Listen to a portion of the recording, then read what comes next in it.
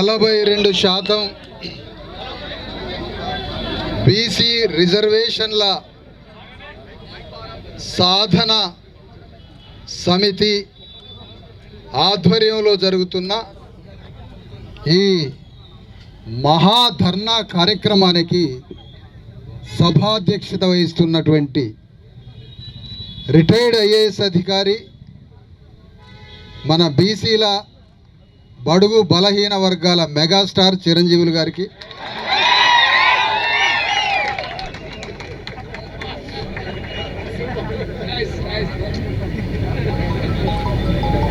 ఈరోజు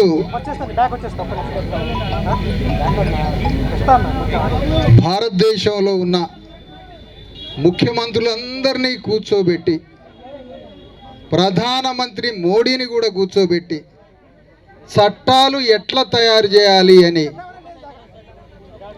అక్షర జ్ఞానం నేర్పే గురువు ఈశ్వరయ్య గారికి,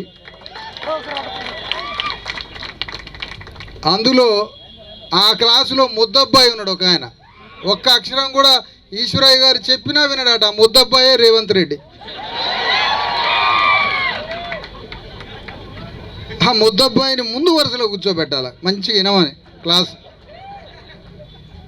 నవ్వాలా దయాకర్ గారు, నవ్వాలా నా మాట. నవ్వకుండా బిగుసుకొని ఉంటే ఎట్లా? మా ఉద్యమం ఎంత పెరిగితే రేవంత్ రెడ్డి దగ్గర నీ గౌరవం అంత పెరిగింది. అది లాజిక్, ఇదే లాజిక్. విషయం ఏంటంటే, వేదిక మీద ఉన్నటువంటి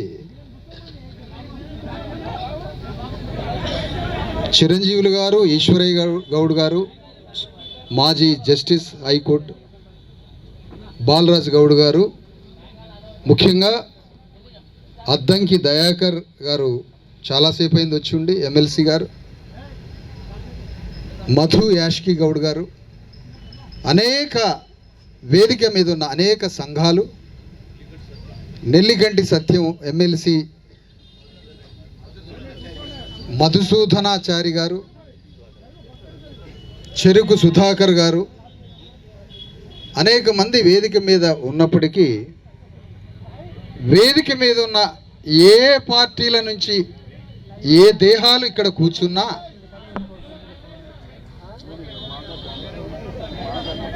అద్దంకి దయాకర్ గారి ఆత్మని, మధు యాష్కి గౌడ్ గారి ఆత్మని, మధుసూదనాచారి గారి ఆత్మని, నెల్లికంటి సత్యం గారి ఆత్మల్ని ముద్దాడటానికే మేము ఇక్కడికి వచ్చాము. మీ శరీరాలు, మీ దేహాలు తప్పుల తడకతో కూడిన పార్టీలలో ఉన్నా మీరు మా బంధువులు, మా చుట్టాలు. ఇక్కడ ఈ సభలో ఒక విషయం చెప్పాలి మీకు. 775 మంది బీసీ ఎస్సీ ఎస్టీ జేఏసీ ధర్మ సమాజ్ పార్టీ సైనికులు కూర్చొని ఉన్నారు ఇందులో. ఈ మాట ఎందుకు చెప్తున్నానంటే, సమాజాన్ని మార్చడానికి ఒక 2 వ్యక్తులు బయలుదేరారు పీడిత వర్గాల కోసం. చిరంజీవులు గారు, జస్టిస్ ఈశ్వరయ్య గారు ఎలాంటి కల్లా కపటం లేకుండా పీడిత వర్గాలని, మరి ముఖ్యంగా ఇప్పుడు బాధిత వర్గంగా ఉన్న బీసీ సమాజానికి హక్కులు కావాలని బయలుదేరిన క్షణంలోనే నేను వాళ్ళని గుర్తుపట్టాను.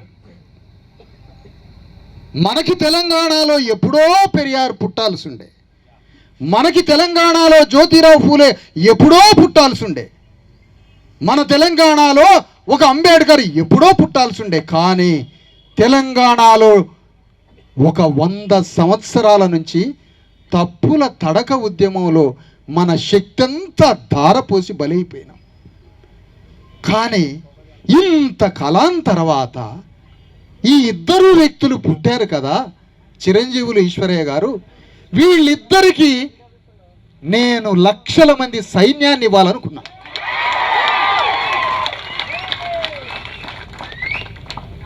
దశాబ్ద కాలంగా పనిచేస్తున్న సైన్యాన్ని వీళ్ళకి తోడు చేస్తే ఇవాళ బీసీల 42% కావచ్చు, రేపు ఎస్సీల 20% కావచ్చు, ఎస్టీలకి 10% కావచ్చు, పేద ముస్లింలు బీసీలకి 60% రిజర్వేషన్లు, మొత్తం 90% రిజర్వేషన్ల ప్రపంచంలోనే అతిపెద్ద ఉద్యమాన్ని తెలంగాణలో నడపచ్చు అని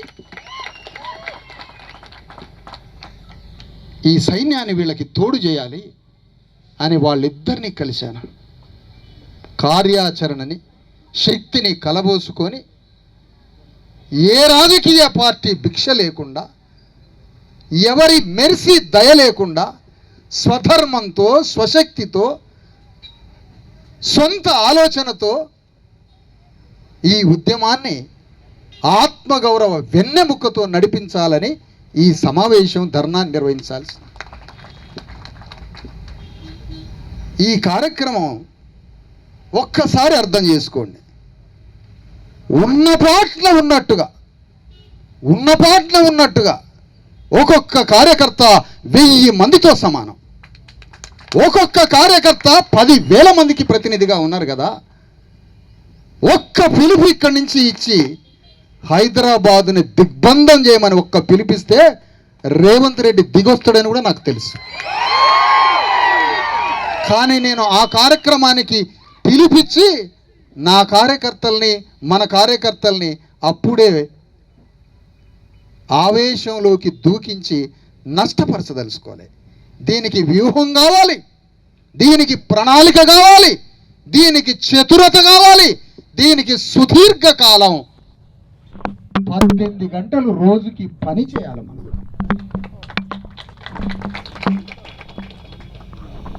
నిన్న నేను పృథ్వీతోటి విఠల్తో మాట్లాడిన. ఎందుకు చెప్తున్నానంటే ఈ మాటలు, పృథ్వీ విఠల్లు సమాజంలో ఎక్కడ కన్నీళ్ళు వస్తే, ఎక్కడ కష్టం వస్తే అడిగిపోయి వాళ్తారు. నేనేం చెప్పానంటే, కష్టాలే రాని, కన్నీళ్ళే రాని ఒక ఉద్యమం ఉంది, దానికి వస్తారా మీరిద్దరన్నా? ఇక కష్టాలు కన్నీళ్లు రాని మనం రాజ్యాన్ని, అధికారాన్ని సంపాదించి తెలంగాణ గడ్డని పరిపాలించడానికి మీరు ఆ ఉద్యమంలోకి వస్తే మన ప్రయాణం మొదలు పెడదామని తీసుకొచ్చాం. ఇక్కడ ఇద్దరు ఉపన్యాసకులు ఏం మాట్లాడారంటే, ఇదంతా అవసరం మనకి, 4 పార్టీల దిమ్మెల్ని బద్దలు కొడదాం, 4 పార్టీలని ధ్వంసం చేద్దాం రేపే గ్రామాలలో అని పిలుపులాగా మాట్లాడటం జరిగింది. కానీ నేనంటున్నా, 4 పార్టీల వ్యవస్థ వేల సంవత్సరాల బలమైన వ్యవస్థ వాళ్ళది. 4 పార్టీలని దిమ్మె గూలగొట్టి నీ పార్టీ జెండాని లేదా నీ ఉద్యమ జెండాని ఎగరేయాలంటే ఆ గ్రామంలో ఆ అగ్రవర్ణాలకి అభిముఖంగా నిలబడే నాయకుడిని మనం తయారు చేసినామా? చేయలే. ఎవరి మీదకి ఉసిగొలుపుదాం, ఎవరి మీదకి ఎగదొద్దాం? ఆ ఎగదోయడం వల్లనే 70 ఏళ్ల నుంచి ఒక పార్టీ మీదకి మనల్ని ఎగదోయబట్టే మన అయ్యలు, తాతలు, అన్నలు అందరూ చచ్చిపోయి ఇప్పుడు మిగిలినాం మనం. ఇది జరిగింది. పీపుల్స్ వార్ నుంచి బయటికి వచ్చి రాజ్యాంగం పట్టుకున్న మల్లోజుల ఇప్పటికీ క్షమాపణ చెప్పలే, నా వల్లనే వేలాది మంది చనిపోయారు అని. ఎందుకు క్షమాపణ చెప్పలే? నువ్వు మొన్న లొంగిపోయినవా? అసలు 35 ఏళ్ల క్రితమే లొంగిపోయి లోపలికి పోయి మొత్తం పీపుల్స్ వార్లో బీసీ ఎస్సీ ఎస్టీలు చంపించినవా? ఫడ్నవీస్ శర్మతో మల్లోజుల శర్మ కలిసిండు. ఎందుకు ఈ మాట అంటున్నంటే, మన ఉద్యమంలో ఒక్క నెత్తురు చుక్క పడకుండా తెలంగాణలో బీసీలకి 42% చట్టాన్ని సాధించాలి మనం. ఇక చాలు, వచ్చింది, ఇక చనిపోయింది చాలు, బలైపోయింది చాలు. అంబేద్కర్ తన రాజ్యాంగం గురించి ఒక నెత్తురు చుక్క పడకుండా, ఒక హింస జరగకుండా భారతదేశంలో సామాజిక, ఆర్థిక, రాజకీయ విప్లవాన్ని సృష్టించేదే నా రాజ్యాంగం అని చెప్పాడు అంబేద్కర్. ఇక నెత్తురు పారద్దు తెలంగాణలో అయ్యా. మన అయ్యలు పారించిన నెత్తురు చాలుగా. అందరినీ చంపుకున్నాం మన అయ్యల్ని. ఆవేశంతో, నీతితో, న్యాయంతో ఎక్కడ అన్యాయం జరిగితే తట్టుకోలేక అన్ని పార్టీల నినాదంలోకి పోయి అందరం చచ్చిపోయాను. ఇక వద్దు, శాంతియుతంగా అంబేద్కర్ తాత్విక జ్ఞానంతో, ఫూలే ఆలోచనతో, కాన్షీరామ్ చతురతతో ఉద్యమాన్ని మొదలు పెడదాం, జ్ఞానంతో మొదలు పెడదాం. ఇక్కడ ఒక అతిపెద్ద కార్యక్రమం జరగబోతుంది, చాలా జాగ్రత్తగా ఆలోచించాలి. తెలంగాణ గడ్డ మీద ఉన్న 2.5 కోట్ల మంది బీసీల యొక్క ఉద్వేగాన్ని, ఎమోషన్స్ని, వాళ్ళలో ఉన్న అత్యంత కసి ఏదైతే ఉందో 9th షెడ్యూల్ మీద వాళ్ళకి శాశ్వత చట్టం కావాలి అనే 2.5 కోట్ల మంది బీసీల ఉద్వేగాన్ని బీజేపీ పార్టీ మీదికి ఎగదోస్తే ఎట్లుంటుంది అని రేవంత్ రెడ్డి ఆలోచిస్తున్నాడు.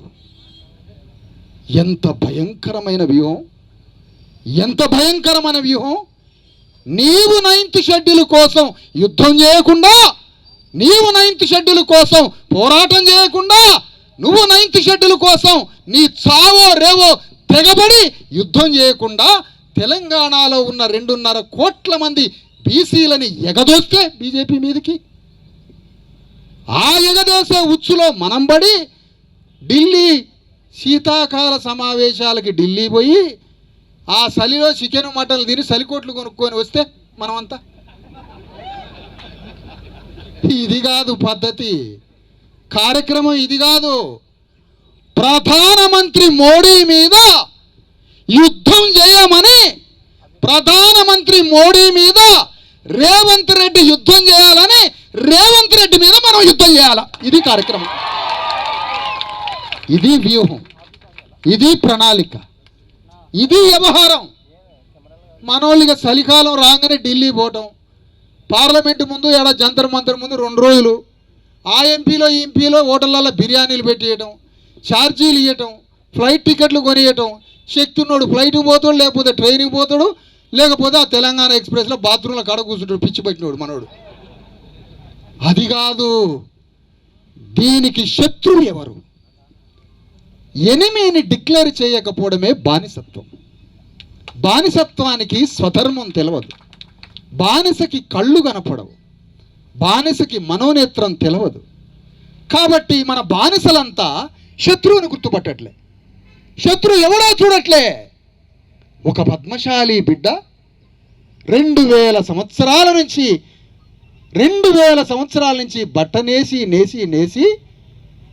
భూమి లేదు, తిండి లేదు, బట్ట నేసి అగ్రకులాలకి ఒప్పజెప్పే ఒక పద్మశాలీలకి ఇండస్ట్రియలైజేషన్ వచ్చిన తర్వాత బట్ట పోయినాక ఆ పద్మశాలి బిడ్డ వృత్తి చేసుకునే వృత్తి సర్వనాశనం అయిపోయి కాలిపోయింది.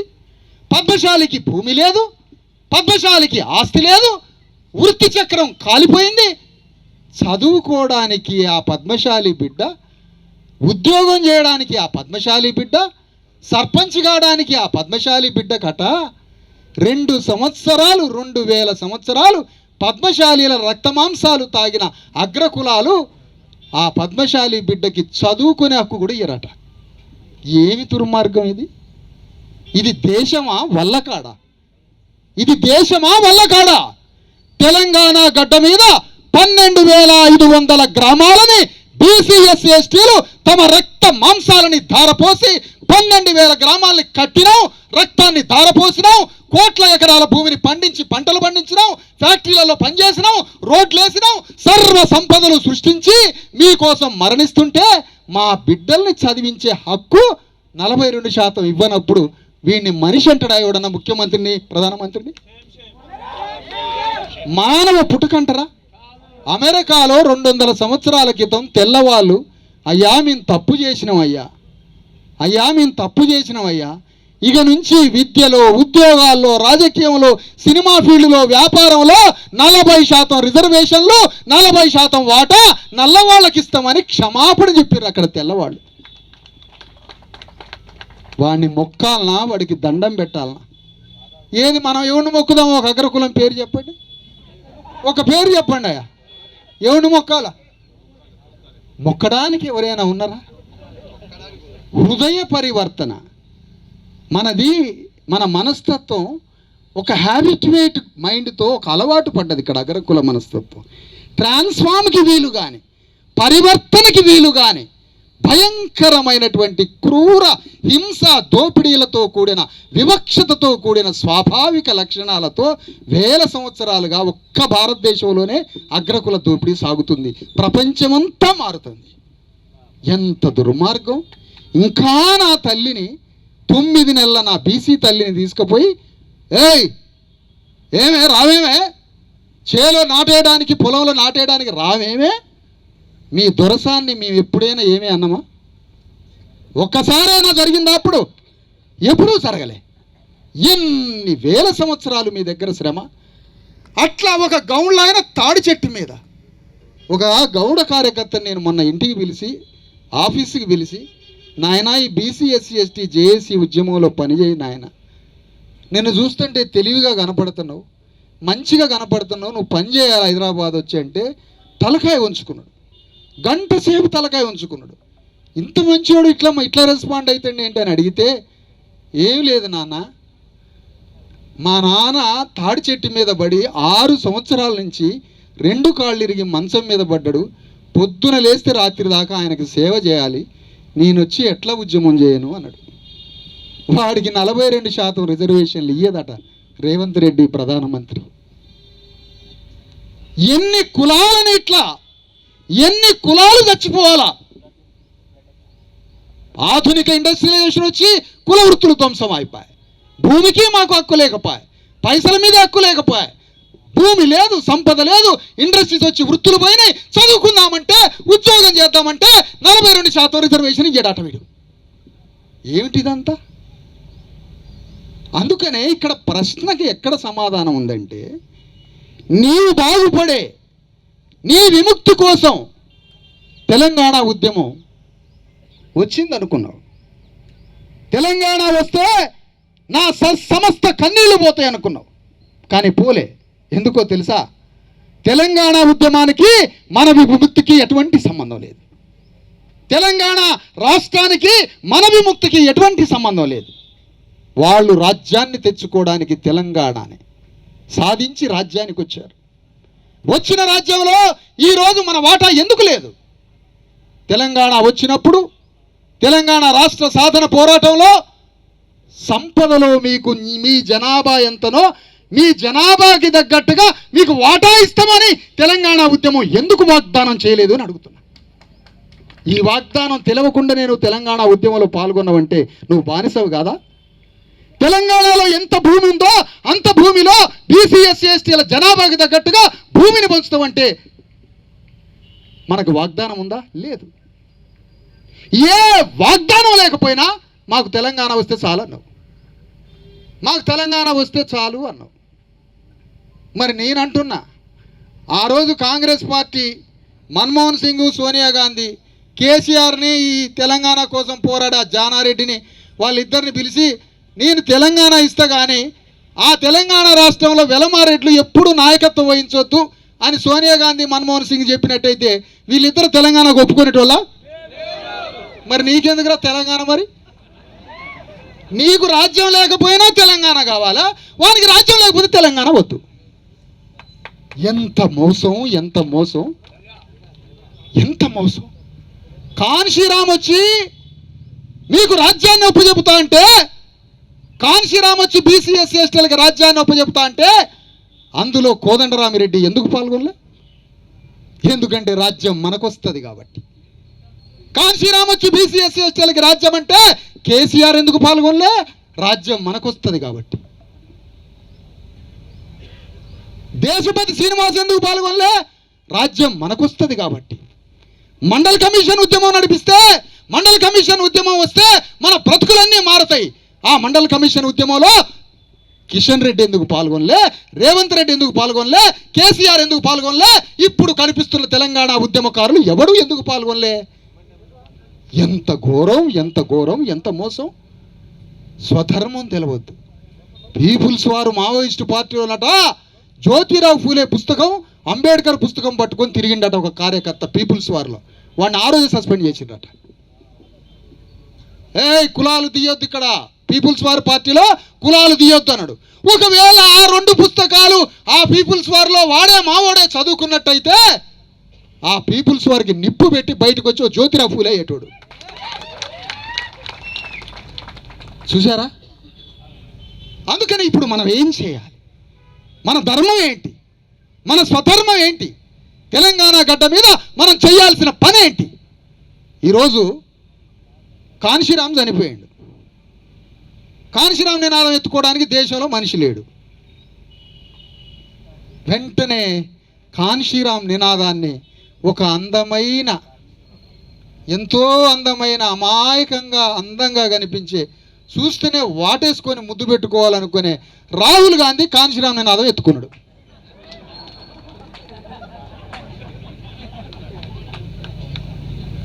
ఆ నినాదం ఎత్తుకొని ఆ నినాదంతో బీజేపీని పొడిచి చంపాలని తిరుగుతూ ఉన్నాడు. కానీ ఆ కాన్షీరామ్ కత్తిని ఎక్కడ వాడుతున్నాడు, ఎవరిని పొడుస్తున్నాడో ఇంతవరకు కనపడలేదు.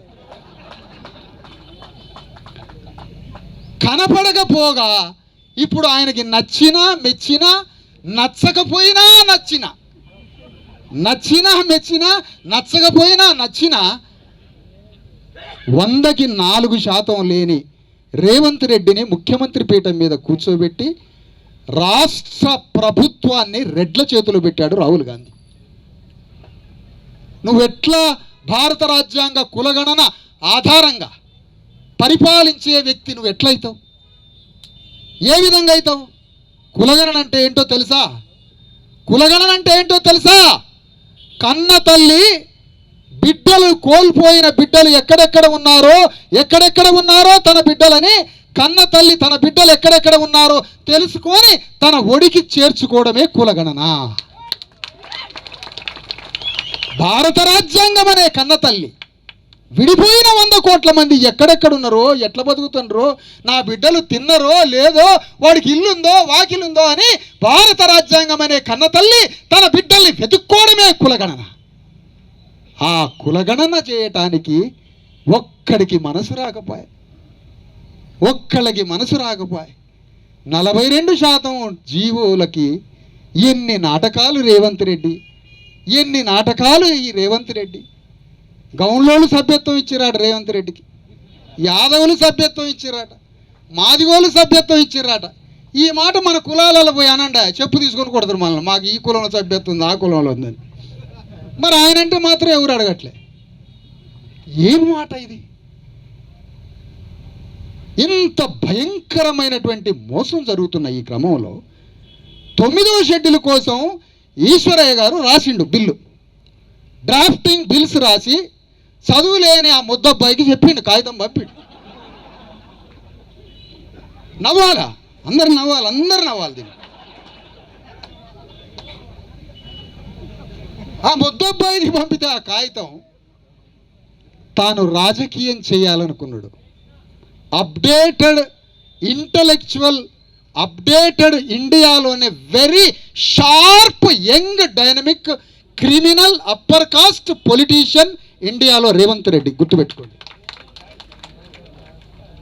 అతనికి తెలిసిన షార్ప్ పాలిటిక్స్, అతనికి తెలిసిన పొలిటికల్ మైండ్ సెట్. ఎందుకు అంటే అతను కేసీఆర్ జ్ఞాన గర్భం నుంచి పుట్టాడు అతను.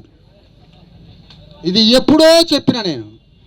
అలాంటి చతురత కలిగిన రేవంత్ రెడ్డి, అలాంటి నాయకత్వం మనలో కూడా పుట్టాలి. రేవంత్ రెడ్డి తన రెడ్డి జాతిని మొత్తం దాదాపుగా 10-12 ఏళ్ల నుంచి ఆర్గనైజ్ చేస్తున్నాడు. రెడ్లని తెలిసి ఆర్గనైజ్ చేస్తాడు, తెలవకుండా చేస్తాడు, అండర్ కరెంట్లో చేస్తాడు, ఇంట్లో చేస్తాడు, బయట చేస్తాడు. రెడ్ల మొత్తాన్ని అగ్రగామి సైన్యంగా మార్చి ఆ అగ్రగామి సైన్యంతో యుద్ధం చేసి వెలమరాజ్యాన్ని తన చేతులకు తీసుకున్నాడు. సేమ్ మేము కూడా అంతే. రేవంత్ రెడ్డి మా బీసీ ఎస్సీ ఎస్టీలని ఆర్గనైజ్ చేసి, మా బీసీ ఎస్సీ ఎస్టీలందరినీ ఆర్గనైజ్ చేసి, మా బీసీ ఎస్సీ ఎస్టీలకి 52% రిజర్వేషన్లని, బీసీలకి 50%, ముస్లింలు, పేద ముస్లింలు క్రైస్తవులకి 10%, ఎస్సీలకి 20%, ఎస్టీలకి 10%, మొత్తం 90% రిజర్వేషన్లని తెలంగాణ గడ్డ మీద భారతదేశం ఉలిక్కిపడే ఉద్యమం చేయబోతున్నాం. ఇప్పుడు ఇప్పుడు ఆయన ఏమనుకుంటానంటే, రేవంత్ రెడ్డి ఏమనుకుంటానంటే, పాపం వీళ్ళంతా ఢిల్లీ పోతారు, నేను హాయిగా ఉండొచ్చు హైదరాబాద్లో అనుకుంటాను. హాయిగా ఉండొచ్చు, వీళ్ళంతా పిచ్చోళ్ళు ఢిల్లీ పోతారు, వీళ్ళంతా పిచ్చోళ్ళు ఢిల్లీ పోతారు. అవసరమైతే 4 రైళ్ళు వేస్తా, అవసరమైతే 50 ఫ్లైట్లు పెడతా. ఢిల్లీ ఎట్లా పోతాం? ఢిల్లీ పోము, అస్సలు పోము మేము ఢిల్లీ. ఒక్కసారి ఉత్తగానే అట్లా కాగితం ఇచ్చి వస్తాం. నేను, ఈశ్వరయ్య గారు, చిరంజీవులు గారు పోయి కాగితం ఇచ్చి వస్తాం. అట్లా ఊగిన ఒక రౌండ్, అట్లా ఒక రౌండ్ కాగితం వేసి ఇస్తాం. మా యుద్ధ క్షేత్రం తెలంగాణ గడ్డే మా యుద్ధ క్షేత్రం. మా యుద్ధ క్షేత్రం తెలంగాణ గడ్డ. బాగా గమనించండి మిత్రులారా, ఆంధ్ర నుంచి తెలంగాణ విడిపోయిన తర్వాత ఆంధ్ర అగ్రవర్ణ వ్యాపారస్తుల పెట్టుబడిదారుల నుంచి ₹1 బిళ్ళ రికవరీ చేసిండా కేసీఆర్? కేసీఆర్ రాజ్యాన్ని దింపిన రేవంత్ రెడ్డి ₹1 కేసీఆర్ సామ్రాజ్యం నుంచి రికవరీ చేసిండా? ఆ ఇద్దరి నుంచి రికవరీ చేసేది మనమే.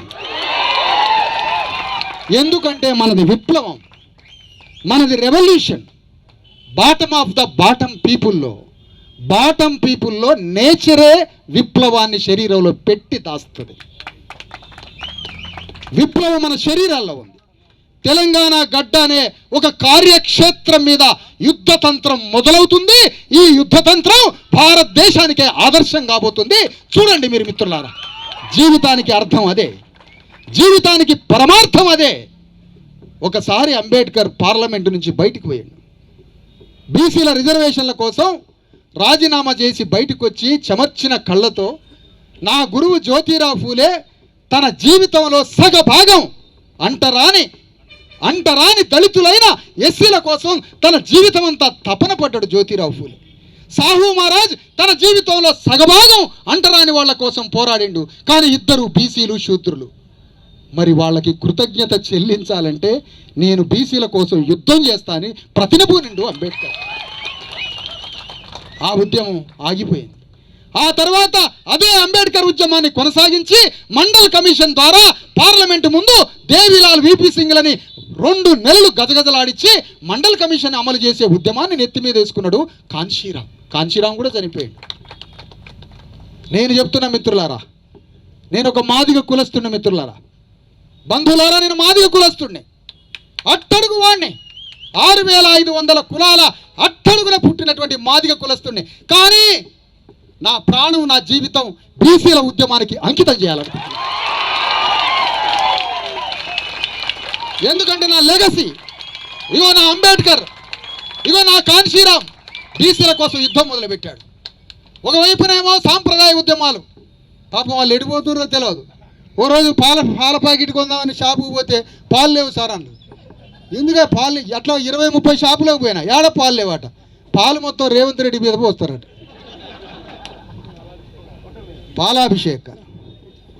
పాలాభిషేకాలు కాదు, విషాభిషేకం చేస్తాం మీ మీద. పాలామృతం ఎందుకు పోయాలి? ఎందుకంటే పాపం రేవంత్ రెడ్డి కూడా రెడ్డి భూస్వామ్య పెట్టుబడిదారుల చట్టంలో ఇరుక్కున్న గవర్నమెంట్ అది. రెడ్ల కోసమే పుట్టినటువంటి రేవంత్ రెడ్డి తమ రెడ్డి రాజ్యాన్ని పునర్జీవింపజేసిండు. ఎందుకు పునర్జీవింపజేసిండు? సాంస్కృతికంగా వాళ్ళకి చరిత్ర తెలుసు. వెలమరాజ్యం తెలంగాణ గడ్డ మీద సింగభూపాలుడైన వెలమరాజ్యం రెడ్లని హింసపెట్టి, రెడ్లని దోపిడీ చేసి, రెడ్ల తలని పగలగొట్టి, ఆ రెడ్ల తలలో గుజ్జులు తీసి అన్నం తిన్నారు వెలమదొరలు. ఆ విషయాలన్నీ తెలుసుకున్నాడు రేవంత్ రెడ్డి. ఎట్లనైనా రెడ్లని అధికారంలోకి తీసుకురావాలని పగబట్టి ప్రతీకారం తీర్చుకొని రాజ్యానికి వచ్చాడు. మరి మనకి సాంస్కృతిక చరిత్ర ఉంది కదా, మనకి సాంస్కృతిక వారసత్వం ఉందని జ్యోతిరావు ఫూలే చెప్పిండు కదా. శూద్రులైన ప్రతి బీసీ ఎస్సీ ఎస్టీలంతా ఒకనాడు భారతదేశాన్ని పరిపాలించిన మహారాజులు అని చెప్పిండు జ్యోతిరావు ఫూలే. మరి నీకుంది కదా సాంస్కృతిక వారసత్వం, మరి దీన్ని ఏం చేద్దాం ఈ సాంస్కృతిక వారసత్వాన్ని? అందుకనే తెలంగాణ గడ్డ మీద మనం 12,500 గ్రామాలలో ఈరోజు బీసీ భావజాల వ్యాప్తి జరిగింది. బీసీ భావజాల వ్యాప్తి జరిగింది, కానీ ఆ వ్యాప్తిలో నుంచి యోధుడు ఎక్కడ ఉన్నాడో కనపడట్లే, నాయకుడు ఎక్కడున్నాడో కనపడట్లే, వీరుడు ఎక్కడున్నాడో కనపడట్లే. ఈ కనబడట్లేదన్న సంగతి బీజేపీ, కాంగ్రెస్, బీఆర్ఎస్ గ్రహించింది. ఆ ఖాళీ స్థలంలో మనోడిని పెడితే అని 3 పార్టీలు ఆ స్థలంలో పోయి నిలబడ్డాయి. అక్కడ పోయి మేమే బీసీలకు కూడా నాయకులం అయ్యా, బీసీకి కూడా మేమే నాయకులం. మా కేసీఆర్ చూడరా సౌరాలమ్మే ఆయన లాగలేడు, అట్లా ఏమన్నా ఉన్నావా? లేవు కదా అని వాళ్ళంతా ఆ ఖాళీ స్థలంలో వచ్చి నిలబడుతుండ్రు. వీరుడు లేని, యోధుడు లేని భావజాల వ్యాప్తి మాత్రమే జరిగితే పెను ప్రమాదం. ఇంకా చెప్పాలంటే చైతన్యమే పెను ప్రమాదం. ఎందుకు? నాయకత్వం లేని చైతన్యాన్ని శత్రువు మింగేస్తాడు. నాయకత్వం లేని చైతన్యాన్ని శత్రువు మింగనన్న మింగుతాడు, లేదంటే దాడన్న చేస్తాడు. దాడికి లొంగుతాడా, లేకపోతే దాడికి లొంగకపోతే కొనుక్కపోవాలా, శత్రువే మన దాంట్లోకి వచ్చి మనలాగా ప్రవర్తిస్తాడు. కానీ మనం తెలుసుకోవాల్సింది ఏంటంటే చైతన్యం భావజాల వ్యాప్తి చేస్తే సరిపోదు. 12,500 గ్రామాల్లో రెడ్డి వెలమ దొరలకి అభిముఖంగా బీసీ, ఎస్సీ, ఎస్టీ నాయకుల్ని అభిముఖంగా తయారు చేయాలి. అది మనం చేయాల్సిన పని. ఆ పని చేయడానికే శిక్షణా తరగతులు మొదలవుతున్నాయి. చిరంజీవి గారు లెక్కలు తీసిండు, నేను బొక్కలు లెక్క పెడదాం అనుకుంటాను ఒక్కొక్కడు. ఈశ్వరయ్య గారు, చిరంజీవి గారు శిక్షణా తరగతులు ఇవ్వాలి. శిక్షణా తరగతులు తెలంగాణ ఉద్యమంలో 20 లక్షల మందికి శిక్షణా తరగతులు. వారికి శత్రువు ఆంధ్రోడు కనపడ్డాడు, వాడు ఏడ దోపిడీ చేయండి ఇప్పటివరకు మాకు కనపడలే. నక్సలైట్లు, కమ్యూనిస్టులు శిక్షణా తరగతులు ఇచ్చారు, వాళ్ళు చెప్పిన సామ్రాజ్యవాద దోపిడీ ఎక్కడో కనపడలే. కానీ ఇప్పుడు ఈశ్వరయ్య గారు, చిరంజీవులు గారు నేను ఇచ్చే శిక్షణా తరగతిలో దొంగ శత్రువు మన ఊర్లోనే ఉన్న దొరరా అని చెప్పబోతున్నాం. అతను తప్ప శత్రువులందరినీ చూపించింది, కానీ దోపిడీదారుడు అతనే దోపిడీదారుడు. అందుకనే తెలంగాణ గడ్డ మీద 9th షెడ్యూల్ అనే ఒక పార్లమెంటులో తల్లి గర్భం లాంటి రక్షణ కవచం అది. అందులో నుంచి వచ్చిన దాదాపు 240 చట్టాలు ఒక్కటి కూడా న్యాయ సమీక్ష దగ్గరికి కూడా రాలేదు. అంత సురక్షితమైన చట్టం ఉన్నాక ఇన్ని రకాల వేషాలేసి హైకోర్టులో, సుప్రీంకోర్టులో, అన్ని కోర్టులల్లా ఈ విధంగా అభాసు పాలైండ్రు కదా. ఒక్కటే మాట, రేవంత్ రెడ్డి పీల్చే శ్వాసని, వదిలే గాలిని కూడా రాజకీయం చేసే నిపుణత గలడు. శ్వాసని కూడా రాజకీయంగా మార్చగలడు. మాట్లాడినా, కదిలినా, మెదిలినా, అతని తలలో ఉన్న వెంట్రుక కదిలినా కూడా అది రాజకీయం కోసమే. అంత sharp politician, very sharp politician.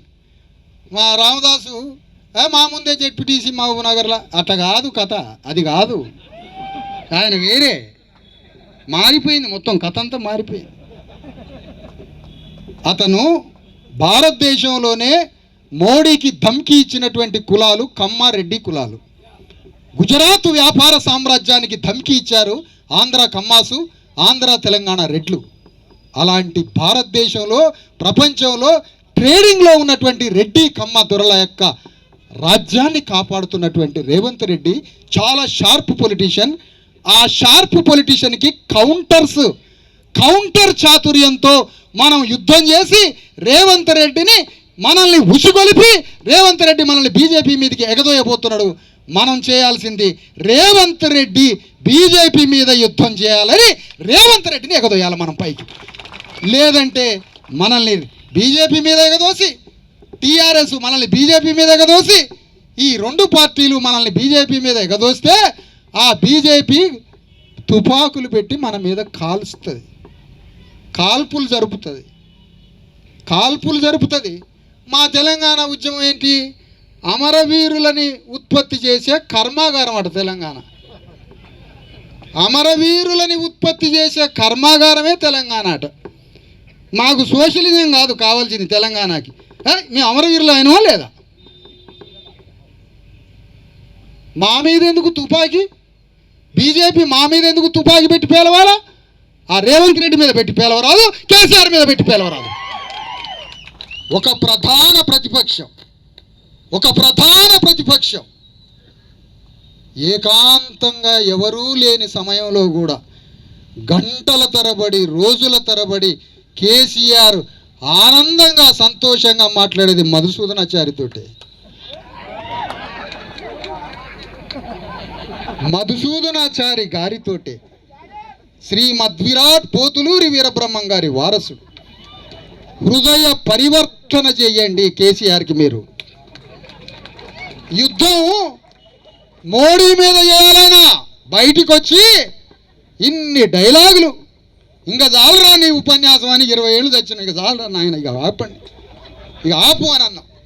ఇప్పుడు కేసీఆర్ యుద్ధం, రేవంత్ రెడ్డి యుద్ధం మా బీసీ జనం కోసం, తెలంగాణ గడ్డ మీద ఉన్న 2.5 కోట్ల మంది బీసీల కోసం, మా బ్రతుకు విముక్తి కోసం, మా చదువుల కోసం, మా ఉద్యోగాల కోసం, మా రాజకీయ వాటా కోసం 42% రిజర్వేషన్లని 9th షెడ్యూల్లో పెట్టియాలని కేసీఆర్, రేవంత్ రెడ్డి ఇద్దరు మోడీ మీద యుద్ధం చేయాలని ఈ సభాపూర్వకంగా తీర్మానం చేస్తున్నాం. లేకపోతే బజార్లో మమ్మల్ని వేసి బీజేపీ మీద ఎగదోసి ఈ పని చేస్తారా? మీరు ఏరా మరి బీజేపీ మీద యుద్ధం అని అంటాడు ఒక ఆయన. రేవంత్ రెడ్డి, కేసీఆర్ ముందు వరుసలో ఉంటే మేము దూరంగా ఉంటాం. ఎందుకంటే తుపాకీ పెట్టి కాలిస్తే మా మీదకి వస్తే గుండు.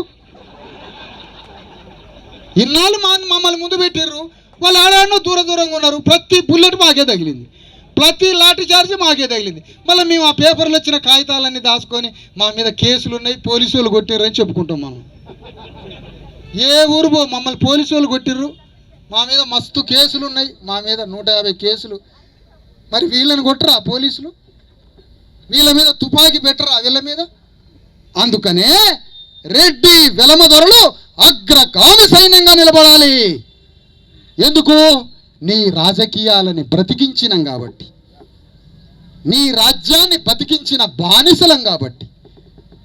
మీకు స్నానం చేయటం కూడా రాదు, మీకు వంట చేయటం రాదు, మీ కొంపలో బట్టలు వేసుకోవడం రాదు, మీకు మానవత్వం తెలవదు, మీరు మాట్లాడే విధానం తెలవదు. ఎన్నికలు వచ్చాక, రాజ్యాంగం వచ్చాక ఈ భూస్వామి రెడ్డి వెలమదొరలు నవ్వు ముఖం పెట్టిర్రు. అప్పటిదాకా పులిలాగా మా వైపు చూసి మా అయ్యల్ని గజ లాడిచ్చేటట్టు లంజ కూడా కానీ చెప్పు తీసుకొని కొట్టినరా మమ్మల్ని మీరంతా. మేమందరం మీ దగ్గర చాకిరీ చేసిన బానిసలమే మా అయ్యలు, మా తాతలు, మా అన్నలు. మేమందరం మీ దగ్గర జీతాలు చేసినాం ఎట్టి, మా తాతలు, మా ముత్తాతలు. వాళ్ళ ఆత్మల కోసం మీ యుద్ధం చేస్తాం, మా అయ్యల కోసం. ఇది 50% 42% కాడ ఆగేది కాదు. ఇది అగ్రకులాలు ఏమనుకుంటారంటే, వాళ్ళకున్న తెలివి మనం అర్థం చేసుకోవాలి. వీళ్ళు రిజర్వేషన్ కోసం ఉద్యమించి అది పెరిగి పెద్ద అయితే అది 42 పోయితే నానా 40 పోయి రిజర్వేషన్ పోయి కులాలంతా ఒక్కటైతే అది రాజ్యాధికారం వైపు ప్రయాణం చేస్తారని వాళ్ళు మనల్ని కట్టడి చేయడానికి ప్రణాళిక గీశారు. అందుకనే ఇప్పుడు మీ అందరి మధ్యలో చెప్పేది ఏంటంటే, సాంప్రదాయ సంఘాలు తెలుసో తెలవకో ఎందుకో నువ్వు సంఘం పెట్టినావు, ఎట్లా పెట్టినావో ఎందుకు పెట్టినావో, స్కాలర్షిప్ సమాజ్ పార్టీ అదేందో తెలియదు మాకు. గీవోలు వద్దు మాకు, ఆ సంఘాలు కాదు మాకు. కళ్ళ ముందు భారతదేశంలో అన్ని రాష్ట్రాల్లో రాజ్యానికి వచ్చారు. మన తెలంగాణలో రాజ్యాధికారం అనేది కలగానే మిగిలిపోయింది. మాకు రాజ్యం వస్తే అదే ఎల్బీ స్టేడియంలో రేవంత్ రెడ్డి లాగా సంతకం పెట్టే అవకాశం వస్తే 2.5 కోట్ల మంది 3.5 కోట్ల మంది బీసీ ఎస్సీ ఎస్టీలకు భూమిని పంచేస్తాం. ఆ వైపుగా పోవాలంటే మొదటగా జరగాల్సినటువంటి వ్యూహంలో మొదటి అడుగు ఏంటంటే, ఫస్ట్ మనం వేయాల్సిన అడుగు ఏమిటి, మనం చేయాల్సిన పోరాటం ఏంటి? తెలంగాణ గడ్డ మీద భావజాల వ్యాప్తి, అది మీడియాలోనో మరొక మాటలోనో మరొక రూపంలోనో తెలంగాణ గడ్డ మొత్తం వ్యాప్తి జరుగుతూ ఉంది. వ్యాప్తితో పాటుగా సైనికులు తయారు చేయాలి. సైనికులు తయారు చేయాలంటే అవగాహన కావాలి. అవగాహన కావాలంటే సత్యాన్ని చెప్పాలి. ఆ సత్యాన్ని చెప్పడానికి శిక్షణా తరగతులు ఏర్పాటు చేసి గ్రామం బీసీ ఎస్సీ ఎస్టీలు మేము బీసీల చట్టం కోసం బీసీలమే పోరాడతాం అంటే కుదరదయ్యా. అసలు కెమిస్ట్రీ కుదరదు. సోషల్ కెమిస్ట్రీ అంటే గ్రామంలో మాలోళ్ళు, మాదిగోళ్ళు, బీసీలు, సాయిబులు అందరం ఒక్కటైతేనే బిర్యానీ కరెక్ట్గా వండుతాం. అది వండే పద్ధతి. నేను ఓన్లీ బీసీనే పాల్గొంటా అంటే రేపు ఎస్సీలకు 20% రిజర్వేషన్ల కోసం పోరాడబోతున్నాం. 15 నుంచి 20% రిజర్వేషన్ల కోసం పోరాడబోతున్నాం. ఎస్టీలకు 10%, మొత్తం కలిపితే 90%. బీసీల లక్ష్యం కోసం ఎస్సీలు ఉద్యమించాలి, ఎస్సీల లక్ష్యం కోసం బీసీలు ఉద్యమించాలి. ఇదే మన మహనీయులు నేర్పిన పాఠం. ఫిలిం ఇండస్ట్రీ ఉంది, హైదరాబాద్లో ఫిలిం ఇండస్ట్రీ ఉంది. ఆ ఇండస్ట్రీకి అమాంతం దిల్లు లేని ఆయన్ని పెట్టిండు దానికి, దిల్ లేని రాజుని పెట్టిండు దానికి. హృదయం లేదు ఆయనకి. ఎందుకు లేదు? ఆ యూసఫ్ కూడా అలా సాయంత్రం కేఫ్ల కాడ చూస్తే బీసీ ఎస్సీ ఎస్టీలు పిచ్చోళ్ళు అయి 4 కాగితాలు రాసుకొని తిరుగుతూ ఉంటారు డైరెక్టర్ అని. పాపం మనం ఎదురు పడితే ఏంద్రా నువ్వు డైరెక్టర్ అయినా అంటే నేను ఇప్పుడు కర్ణాటకలో ఫిలిం తీస్తున్నా అంటాడు. కర్ణాటక కూడా అడిగితే నేను తెలంగాణలో ఫిలిం తీస్తున్నా అంటాడు. పాపం వాడు ఛాయ్ తాగడానికి పైసలు లేవు. ఎందుకు? మనం బీసీ ఎస్సీ ఎస్టీల ఉద్యమం రేపు తెలంగాణ గడ్డ మీద ఫిలిం ఇండస్ట్రీలో మా వాటా ఎంత, సినిమా పరిశ్రమలో మా వాటా ఎంత, ప్రేక్షకులు కోట్ల మంది ప్రేక్షకులకు మేము ఒక్కొక్క సినిమాలో ఒక్క బీసీ ఎస్సీ ఎస్టీ కూడా అవకాశం ఎందుకు ఇవ్వట్లేదురా మీరు? ఎందుకు ఇవ్వట్లే? TV9 ఇంత వాదం వస్తుంది. TV9, TV5 మొత్తం మీడియా సంస్థలు, ఈటీవీ ఆయనకి అసలు మేము కనపడం. ఒక్క టీవీ కూడా మా భావజాల వ్యాప్తిని ఎందుకు ప్రచారం చేయట్లే? మేము ఒక్క నిర్ణయం, ఒక ప్రొడ్యూసర్ ఇప్పుడు సినిమా తీస్తున్నాడు 100 కోట్లు పెట్టి, మేము సినిమా చూడము తెలంగాణ బీసీ ఎస్సీ ఎస్టీలని ఒక్క నిర్ణయం తీసుకుంటే నిర్మాత పాయింట్ ఇప్పుడు దానికే ఉరి పెట్టుకొని సావాలవాడు. మొత్తం మీడియా రంగంలో ఇక నుంచి చెప్తున్నా, మీడియాలో 90%, 90% న్యూస్ మా వర్గాల న్యూసే మీరు మీడియాలో చదవాలి, రాయాలి. మీడియాలో మా న్యూసే. మీడియాతో పాటుగా వ్యాపారాల్లో, కాంట్రాక్టుల్లో, సమస్తంలో జీవోలకు సంబంధం లేకుండా రేవంత్ రెడ్డికి దిల్లుంటే సమస్తం డిస్ట్రిబ్యూట్ చేయొచ్చు వితౌట్ జీవో. తెలుసా? న్యాయమూర్తులు లేరు, ఎమ్మెల్యేలు లేరు, కార్పొరేషన్ల చైర్మన్లు లేరు. ఎవరు సప్పుడు కాకుండా చల్లగా అందరం ఒక ఉద్యమంలో ఉంటే ఎటన్నా ఇప్పుడు చల్లగా ఎక్కడ దాక్కొని మన పనిలో మనం దసరాకో గిసరాకో 4-5 ఇంటప్పుడు తాగి కూర్చున్నా అప్పుడు కోదండరామిరెడ్డిని విద్యాశాఖ మంత్రి చేస్తారట. అందుకనే బీసీ ఎస్సీ ఎస్టీల ఉద్యమం అంటే అర్థం ఏంటంటే, ఇవాళ భారతదేశంలో ప్రజాస్వామ్యం అంటే ఎట్లా ఉంటుంది, దాని రూపం ఏంటి, దాన్ని చూడాలంటే ఎట్లా చూడాలని భారతదేశంలో ఎవడన్నా అనుకుంటే, ప్రజాస్వామ్యం అంటే హైదరాబాద్ నగరంలో ఇందిరా పార్క్ ముందు జరుగుతున్నదే ప్రజాస్వామ్యం. ఇది ప్రజాస్వామ్యం. ప్రజాస్వామ్యము అంటే సంపదలో, రాజ్యంలో ప్రతి తలకి లెక్క పెట్టే వాటాలు డిస్ట్రిబ్యూట్ చేయటం.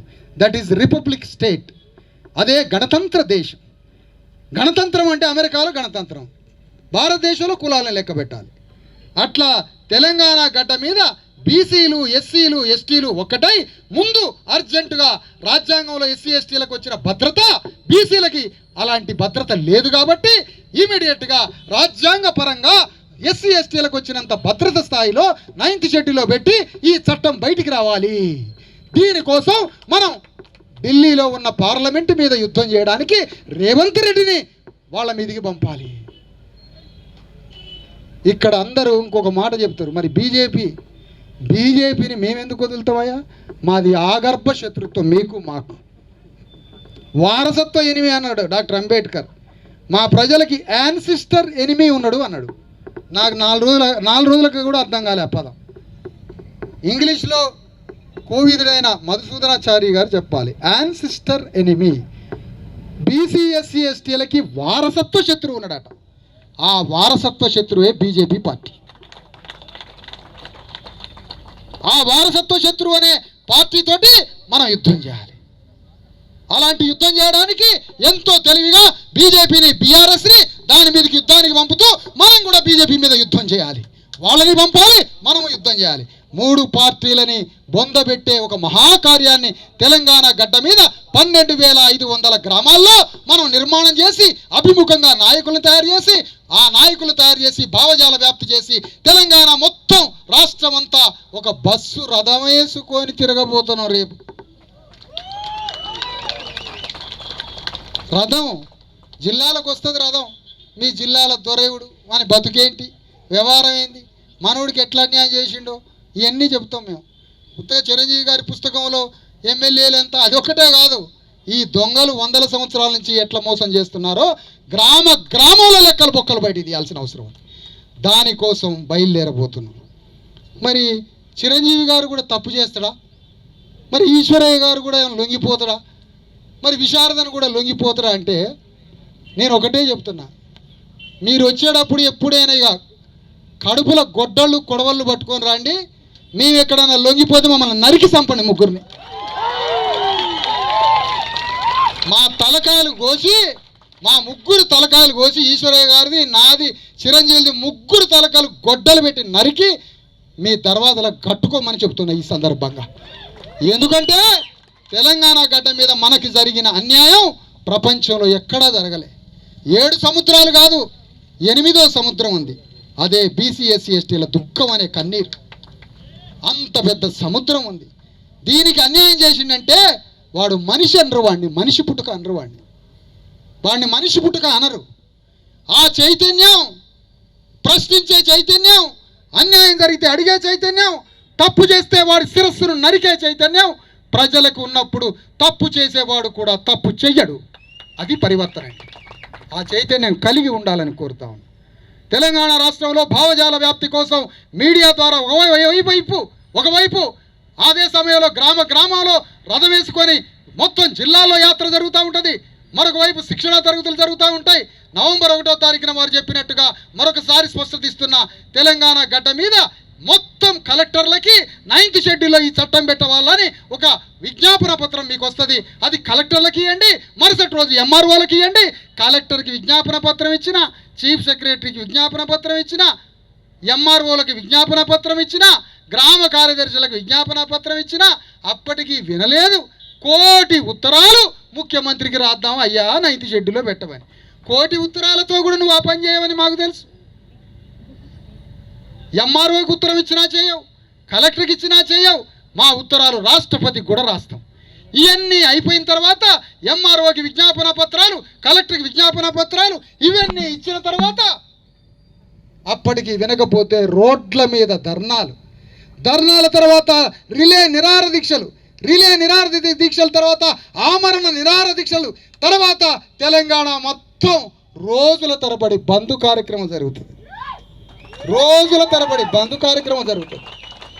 ఇన్ని కార్యక్రమాలు చేయాలట మా బిడ్డలు చదువుకోవాలంటే, ఇన్ని కార్యక్రమాలు చేయాలట మాకు ఉద్యోగాలు రావాలంటే, ఇన్ని కార్యక్రమాలు చేయాలట మాకు భూమిలో భాగం రావాలంటే. ఎందుకు? మాకు రాజ్యం రావాలంటే. ఎందుకు? మీరు మా మీద దయదలవరాట.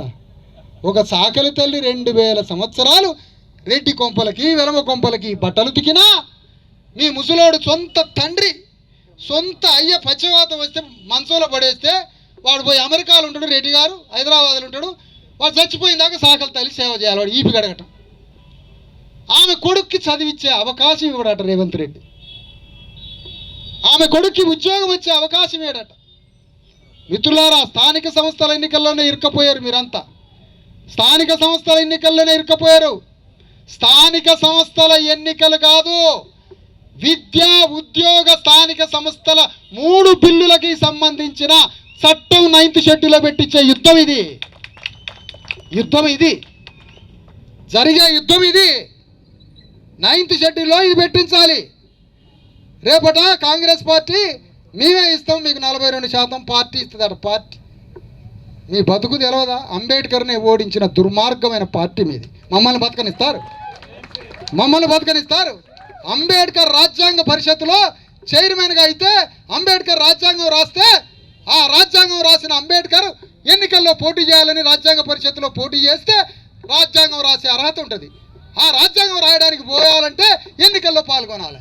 ఆ ఎన్నికల్లో పోటీ చేస్తే ఇదే గాంధీ, నెహ్రూ మొత్తం నాయకులు పోయి అంబేద్కర్కి ఓటేస్తే రాజ్యాంగం రాసే అర్హత ఉంటుంది.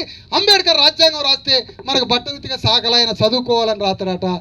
మరి చెప్పండి అయ్యా, మంగళోళ్ళట ఉద్యోగాలు చేస్తారట, అది రాస్తారట అంబేద్కర్ రాజ్యాంగంలో. బీసీ ఎస్సీ ఎస్టీలట రాజ్యానికి రావాలట, రాజులు అవుతారట, అది రాస్తున్నాడు రాజ్యాంగంలో అంబేద్కర్ అని అగ్ర కులాలకు చెప్పి అంబేద్కర్ని ఓడగొట్టించిన చరిత్ర కాంగ్రెస్ది. నువ్వు 42% మాకిచ్చి బీసీ ఎస్సీ ఎస్టీలు పాల్గొంటే, అప్పుడు ఎన్నికల్లో పాల్గొంటే రేవంత్ రెడ్డి కేసీఆర్కి ఫోన్ చేసి ఆడ మొత్తం రెడ్లను పెట్టు అంటాడు. కిషన్ రెడ్డి, రేవంత్ రెడ్డి, కేసీఆర్ ముగ్గురు టెలికాన్ఫరెన్స్లో పాల్గొని అరే 42% ఏడైతే ఇచ్చిండ్రో ఆడ మొత్తం రెడ్లను పెట్టి ఓడగొట్టండి, వెలమూలను పెట్టిండు అంటారు. 1.5 ఎకరం, 1.5 ఎకరం మాకు కొద్దిగా సొక్కాలు గిక్కాలు వేసుకొని గడ్డాలు పెంచి ఇట్లా దార్కాలాగా తిరుగుతాం, బీసీ ఎస్సీ ఎస్టీలో 1.5 ఎకరం అమ్ముకుంటాం, తిందాం రావే, తాగుదాం రావే అనుకుంటాం. ఇది కుట్ర. వద్దు, పార్టీ ఇచ్చేది వద్దు. అద్దంకి దయాకర్ రేవంత్ రెడ్డి ఇంటి నుంచి నేరుగా వచ్చిండు కదా, ఇక్కడి నుంచి నేరుగా రేవంత్ రెడ్డి ఇంటికి పోయి ఇక్కడ జరిగింది చెప్పు, ఇక్కడ ఏం జరిగిందో చెప్పు, ఈడ ఏం మాట్లాడుతున్నారో చెప్పు. నేను తప్పుగా భావించట్లే, దౌత్యవేత్తగా పో, అంబాసిడర్గా పో. నువ్వు మాకు కావాల్సిన వాడివి, రేవంత్ రెడ్డికి కావాల్సిన వాడివి. ఇది మామూలు పాత్ర కాదు నీది. రాహుల్ గాంధీ హృదయాన్ని సరిచేసే బాధ్యత మధు యాష్కి గౌడ్ గారు తీసుకుంటాడు, అది వేరే విషయం. ఆయనకి సమాజం అంటే ఎట్లనో చూపించాలి, రోడ్ల పక్కన అట్లేసేది ఎట్లా వేస్తారో చూపించాలి, చెప్పులు కుట్టే ఆయన ఎట్లా కుడతాడో చెప్పాలి. ఇవన్నీ మధు యాష్కి గౌడ్ గారు చూసుకుంటారు, సమాజంలో ఎట్లా చెప్పాలి. ఎందుకంటే ఆయన క్షత్రియులు బిడ్డ కాబట్టి షూతులో బతికెట్లనో మధు యాష్కి గారు అడిగి పోయి చెప్తాడు. కేసీఆర్ గారిని హృదయాన్ని పరివర్తన చేసి ఒక్క బీసీ అన్న తిరగబడ్డరా వరంగల్లో, మధుసూదనాచారిని పట్టుకొని చారి గారిని బకెట్ల తలకాయ మాంసం మధుసూదనాచారి గారికి కావాలని రేవంత్ రెడ్డి మీటింగ్లలో చెప్పితే ఒక్క బీసీ అన్న ఇదేం మాటరా మీది, రెడ్ల ఫ్రిడ్జ్లల్లా, రెడ్ల ఇళ్ళల్లా, వెలమదొరల ఫ్రిడ్జ్లల్లా యాటలే ఫ్రిడ్జ్లో ఉంటాయి, నెల రోజులు తింటాయి తెలుసా మీకు? అది తలకాయ కూర ఒక ఫంక్షన్లో తింటే నీకు తలకాయ కూరలు ఎక్కడ తెచ్చేయాలి అని మధుసూదనాచారి అనే ఒక మన నాయకుడిని పట్టుకొని అంటే ఒక్కడు మాట్లాడలే. ఎంత దుర్మార్గం ఇది. అదే రెడ్లైన్లో మేము 1/4 కిలో మటన్ కోసం ఆదివారం పొద్దున పోయి మొద్దు అయిపోయి కన్ను ఆర్పకుండా చూసి ఆ 1/4 కిలో మటన్ తీసుకొని వస్తున్నాం. మీ ఫ్రిడ్జ్లలోనేమో యాటలే కోసి నెల రోజులకు సరిపడే డీప్ ఫ్రిడ్జ్లో మీ ఆటలు ఉంటాయి మీ దాంట్లో. ఆ పెద్ద మనిషిని ఆ మాట అంటే ఒక్కడు బీసీ. కామారెడ్డిలో రమేష్ అని ఒకడు సినిమా కామెడీ అని చేసి 2 తాగుబోతు పాత్రలు వేస్తే వాడిని తాగుబోతు రమేష్ పాత్ర అని స్క్రీన్ మీద రాస్తారు. మరి మానభంగాలు చేసే 400 సినిమాల్లో నటించిన మోహన్ బాబుని మానభంగాల మోహన్ బాబు అన్నాడు ఎవడన్నా అన్నాడా? వాడు పద్మశ్రీ మోహన్ బాబు, ఈడని తాగుబోతు రమేష్. మానభంగాల మోహన్ బాబు 400 సినిమాల్లో మానభంగాలు చేసి. ఏం వివక్షత అంటాను ఇది, ఎలాంటి వివక్షత? తాగుబోతు రమేషా? పోయి ఇప్పుడు తాగుబోతు రమేష్ దగ్గర పోయి చెబుదామంటే అన్నా నువ్వు ఇదంతా చెప్పాక నాకు 7 సినిమా అవకాశాలని వాడాడు. ఆడదావాలి నేను ఇప్పుడు. ఇది తెలంగాణ ఉద్యమం అప్పుడు కూడా జరిగింది. ఇప్పుడు జరగాల్సింది ఏంటంటే భూగోళం మీద జ్యోతిరావు ఫూలే, అంబేద్కర్, కాన్షీరామ్ సాహు మహారాజులు మన స్వధర్మాన్ని నేర్పిన గురువులు, మన దేవుళ్ళు. వాళ్ళు మనకి మనోనేత్రం ఇచ్చారు. భారత స్వాతంత్రోద్యమం జరుగుతుంటే జ్యోతిరావు ఫూలే బ్రిటిష్ వాళ్ళు అనేటువంటి మాకు చదువు నేర్పడానికి వచ్చిన దేవుళ్ళు బ్రిటిషోడు. వాళ్ళు మాకు చదువు నేర్పి భూమి మీద హక్కులిచ్చి మాకు భూమి మీద సర్వ హక్కులు కల్పిస్తున్న బ్రిటిష్ వాడిని ఎల్లగొట్టి బ్రాహ్మణులే రాజ్యాన్ని అందుకొని ఆ రాజ్యంలో మళ్ళీ మాకు చోటు లేకుండా చేయబోతున్నారు. ఈ భారతదేశానికి వచ్చే స్వాతంత్రంలో మా వాటా ఎంత అని జ్యోతిరావు ఫూలే నినదీసిండు ఆ రోజు. అది మొదటి స్వాతంత్ర పోరాటం. అంబేద్కర్ టైంలో 2వ స్వాతంత్ర పోరాటంలో మీరు తెచ్చుకునే స్వాతంత్రంలో మా బీసీ ఎస్సీ ఎస్టీల పాత్ర ఏమిటి అని అంబేద్కర్ పాల్గొని అడిగిండు. ఆ 2 విషయాలు మనకి తెలవక తెలంగాణ ఉద్యమంలో గుండెలు గల్లాలు చింపుకొని 1200 మందిని చంపినాం మనం జ్ఞానం లేక. మనమే చంపేసినాం మనం జ్ఞానం లేక. 1200 మంది చంపుకున్నాం, లక్షల మంది కేసుల పాలైనాం. కానీ ఇప్పుడు మాత్రం తెలంగాణ ఉద్యమంలో తెలంగాణ రాష్ట్రంలో అసలీ తెలంగాణ ఉద్యమం బీసీ ఎస్సీ ఎస్టీల రాజ్యానికి వచ్చే తెలంగాణ ఉద్యమం. దీనికి మొట్టమొదటి అడుగు బీసీ ఎస్సీ ఎస్టీలకి రిజర్వేషన్స్. ఆ రిజర్వేషన్స్ మొదటి అడుగు బీసీలకి 42% రిజర్వేషన్లు. ఆ 42% రిజర్వేషన్లలో విద్యా ఉద్యోగ స్థానిక సంస్థల్లో 3 బిల్లులు రాష్ట్రపతి ఆమోదం చేసి 9th షెడ్యూల్లో పెట్టి అంతిమంగా మాకు 9th షెడ్యూల్లో చట్టం కోసం రేవంత్ రెడ్డి శాసన కార్యనిర్వాహకానికి తండ్రి లాంటివాడు కాబట్టి రేవంత్ రెడ్డి మోడీ గల్లాబట్టి మోడీ మీద యుద్ధం చేసి ప్రతిపక్ష నేత కేసీఆర్ రేవంత్ రెడ్డి ఇద్దరు కలిసి మోడీ మీద యుద్ధం చేసి మాకు 9th షెడ్యూల్లో పెట్టియకపోతే 12,000 గ్రామాలలో చెప్పులు తీసుకొని తిరగబడతాం. చెప్పులు తీసుకొని తిరగబడతాం. ఎందుకంటే చెప్పు చేసింది మేమే కాబట్టి దాని మీద హక్కు మాకేమో. గౌండ్ల కత్తులు తీసుకొని తిరగబడతాం. గౌండ్ల కత్తులు పాత కత్తులకి పని పడతాం, పని నేర్పుతాం. గౌండ్ల కత్తులు తీసుకొని తిరగబడతాం. సంకలలో ఇంటికెళ్ళి తీసిన కత్తులునే మంగళాన కత్తులు తీసుకొని ఎమ్మడబడతాం. వాటితో బుద్ధి చెప్పగానే ఇట్లా అయింది వీళ్ళ వారం. అట్లా మంగళోళ్ళు, సాగలోళ్ళు, గౌండ్లోళ్ళు, యాదవులు, ముదిరాజులు, కురుమోళ్ళు, పద్మశాలీలు, విశ్వబ్రాహ్మణులు, సమస్త బీసీ ఎస్సీ ఎస్టీలు మొత్తం గ్రామంలో తిరుగుబాటు చేస్తే వాళ్ళు ముగ్గురు వాట్సాప్ కాల్లో మాట్లాడుకుంటారు. మాకు తెలుసు అది. దానికి ఎట్లా కౌంటరో కూడా బుద్ధితో ఆలోచించండి, ఆవేశంతో ఆలోచించబాకండి. సాయంత్రం పూట 2 పెగ్గులు వేసుకునేది ఉంటే అది వేసుకోక ముందే వ్యూహం రచించి ప్రణాళిక రాసి తీర్మానం చేసి సంతకాలు పెట్టి తీర్మానం అంతా మంచిగా పెట్లు పెట్టి దాచినాక అప్పుడు 90 ml తాగండి. ముందే తాగిర్రు అనుకో అది తెలంగాణ ఉద్యమం చేయాలి మళ్ళీ. ఎందుకంటే ఆయన ఆలోచనలతోటే మిమ్మల్ని బండబెట్టిండు, ఆయన ఆలోచనలతోటే లేపిండు ఉదయం పొద్దున్నే. ఎందుకంటే ఒకవేళ బీసీ ఎస్సీ ఎస్టీలంతా రాజ్యం గురించి ఆలోచిస్తే, అందుకనే జార్ఖండ్ ముక్తి మోర్చా సోరెన్ని ఒకసారే పిలిచిండు. ఎందుకు? ఆయన రాష్ట్రాన్ని ఏర్పాటు చేసుకుంది గిరిజన రాజ్యాన్ని స్థాపించడానికి. గిరిజనులు రాజ్యానికి రావాలని ఒక రాష్ట్రాన్ని సపరేట్గా మార్చి మార్వాడీలతో పెద్ద పెద్ద అగ్రకుల క్షత్రియులతో యుద్ధం చేసి ఆయన రాజ్యాన్ని తెచ్చుకున్నాడు. అదే శిబుస్వరన్ 10 సార్లు వచ్చిండు అనుకో, అమ్మా ఇక్కడ బీసీ ఎస్సీ ఎస్టీలు కూడా తెలంగాణ రాజ్యాన్ని తెచ్చుకుంటారని శిబుస్వరన్ ఒక్కసారిగా ఆపారేసిండు అక్కడే. ఎంత తెలివి. అందుకనే ఇప్పుడు మన పోరాటంలో మొదటి అడుగు 42% విద్యా ఉద్యోగ రాజకీయ రంగాల్లో 9th షెడ్యూల్లో పెట్టే చట్టం కోసం 12,000 గ్రామాల్లో పోరాటం మొదలు కావాలి. అగ్రకుల పార్టీలలో పనిచేసే మన బంధు చుట్టాలు ఎవరైతే ఉన్నారో వాళ్ళందరూ మీరు పరివర్తన చెందండి, మీరు హృదయ పరివర్తన చెందండి. మీ పార్టీలలో మీ నాయకుల మీద ఒత్తిడి తీసుకురండి. మీ పార్టీలలో మీ నాయకుల మీద ఒత్తిడి తీసుకొచ్చి ఇగో బయట అగ్నిలాగా మంట మండుతుంది, మీరు బయటకు వస్తే వాళ్ళు చెప్పులు తీసుకొని తరుముతారట అని చెప్పండి లోపల పార్టీలలో.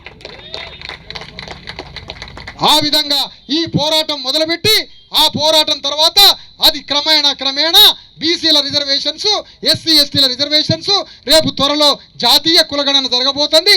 ఆ కులగణన పూర్తయితే 90% బీసీ ఎస్సీ ఎస్టీలకి 90% రిజర్వేషన్స్ కావాలి. అగ్ర కులాలకి 10% ఈడబ్ల్యూఎస్ ఉంది కదా, నువ్వు రద్దు చేయవు, నాకు తెలుసు అది నువ్వు రద్దు చేయవు. కానీ మేము ఏం చేస్తామంటే 90% రిజర్వేషన్లని 90% మాకు ఉంచండి, 10% రిజర్వేషన్లలో 10 అగ్ర కులాల శాతాన్ని బంధించి పారితే నువ్వు బయటికి రావద్దు, నువ్వు మా దాంట్లోకి రావద్దు, మేము నీ దాంట్లోకి రావు, ఎవడి జాగా వాందే. ఆ విధంగా ఇది రిజర్వేషన్ల ఉద్యమానికి పెరియారు, అంబేద్కర్, జ్యోతిరావు ఫూలే, సావు మహారాజు, కాన్షీరాముల జ్ఞానాన్ని 70 ఏళ్ళు లేటుగా తెలంగాణలో అందుకున్నందుకు విచారిస్తూ బాధపడుతూ మనందరం కలిసి ఈ స్వధర్మ ఉద్యమంలో పాల్గొని రిజర్వేషన్లను సాధించి ఆ రిజర్వేషన్ల తర్వాత రాజ్యాన్ని అందుకునే తెలంగాణలో రాజ్యాధికారం సాధించే అంతిమ పోరాటానికి తొలిమెట్టుగా రిజర్వేషన్ల ఉద్యమాన్ని ప్రారంభిద్దాం. దానికోసం రేపు శిక్షణా తరగతులు, రేపు అన్ని జిల్లాలకి పర్యటనలు ఇవన్నీ మొదలైతే ఇందులో పాల్గొనాలి. లేదంటే ఉద్యమ భావజాల వ్యాప్తికి నాయకుడు లేడు, ఆయనకి కథానాయకుడు దొరికిండు కేసీఆర్. మీరంతా కథానాయకులు కావాలని గ్రామాల్లో రెడ్లకి కథానాయకులు అవకాశం ఇచ్చింది. కానీ ఇప్పుడు కథానాయకులు కావాల్సింది మైక్ ఇయ్యాలన్నారు 2 నిమిషాలు.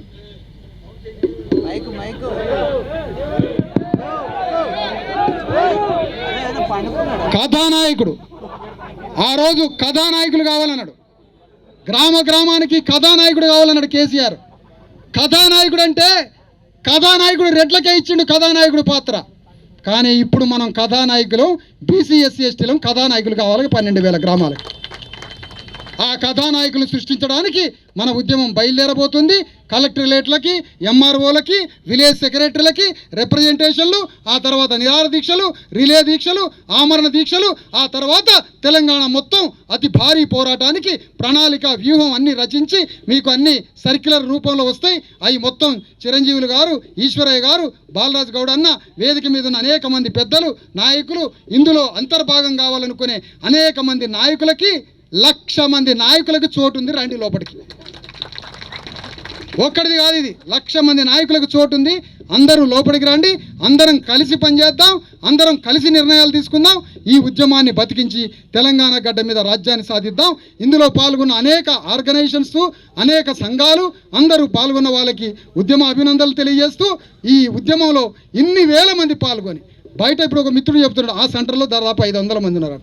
మొత్తం ఇన్ని వేల మందితో పాల్గొన్న ఈ ధర్నా కార్యక్రమాన్ని 1,00,000 మందికి పాకించాలి, వ్యాపించాలి. ఇది యుద్ధ రూపంలో అడుగుపెట్టాలని కోరుకుంటూ అందరికీ జై భీమ్, జై ఫూలే, జై కాన్షీరామ్.